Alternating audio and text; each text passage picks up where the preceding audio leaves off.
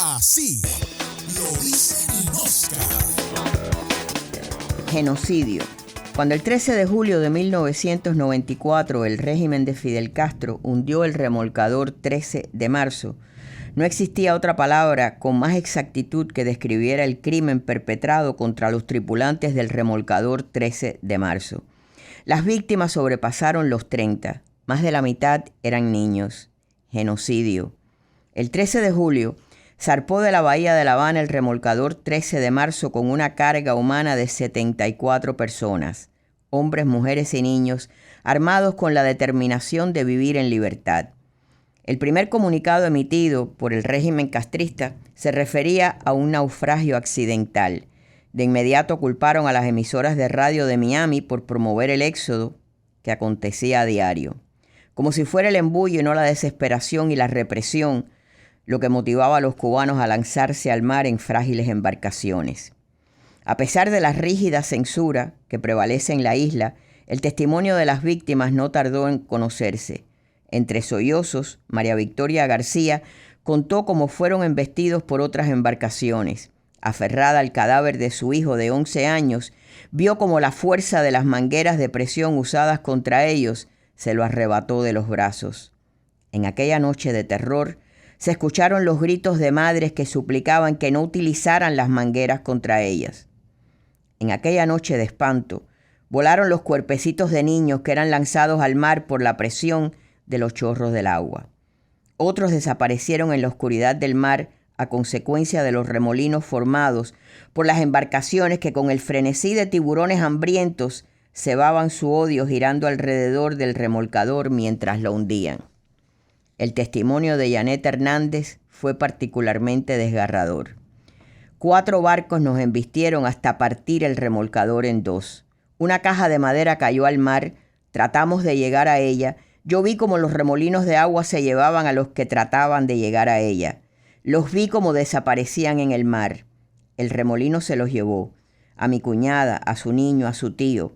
Esos son 3 de los familiares que perdí. Mi esposo al ver esto quedó trastornado. Su cuñado agarraba a uno de los niños.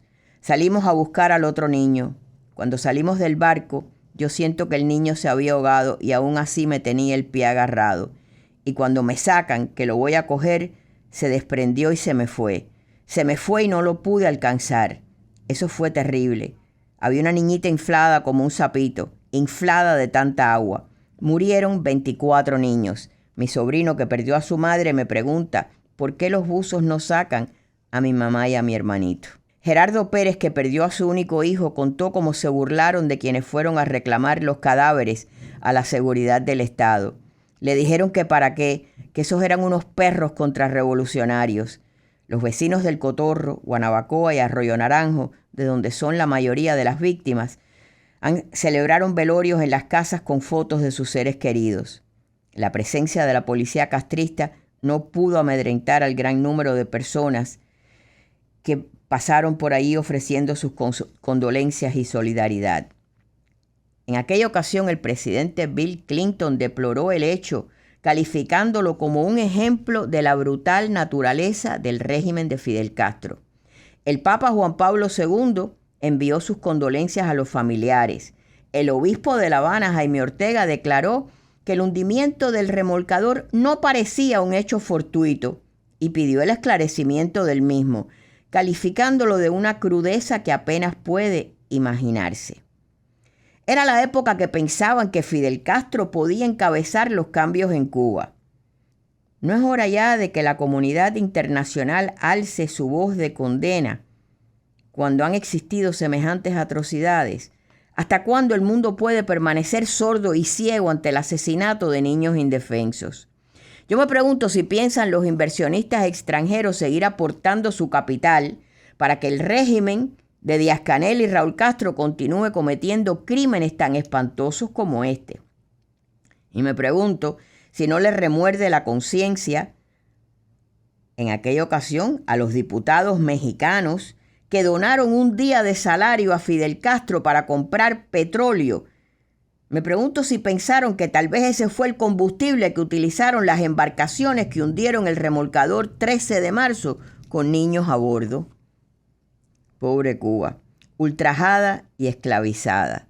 Desdichado pueblo que vive una pesadilla interminable. Pobres niños asesinados. Han seguido fusilando, encarcelando, reprimiendo, han muerto hombres en huelgas de hambre y peor aún, han seguido hundiendo embarcaciones con niños a bordo. Pasó hace unos meses, en octubre del pasado año, hundieron otra embarcación.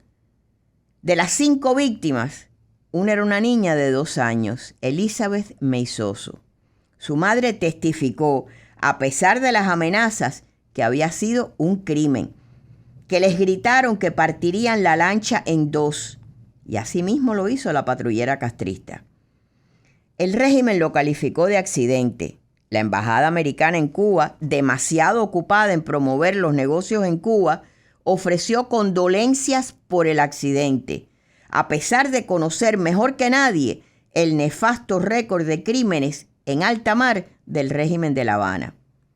La última vez que entrevisté a Benjamin Siff, el encargado de negocios de la embajada americana en La Habana, me dijo que habían pedido una investigación. Todavía estoy esperando la respuesta. Por eso, para todo aquel que ante crímenes como estos piensen que se pueden olvidar, solamente hay 2 opciones. Una es el decoro y la otra es la complicidad. Para todo aquel que de una forma u otra esté vinculado a una tiranía que reprime y asesina a niños indefensos, mediten profundamente. Quien hoy contempla crímenes como estos en silencio o en busca de negocios es tan vil, tan malvado y tan culpable como quienes lo cometieron. Así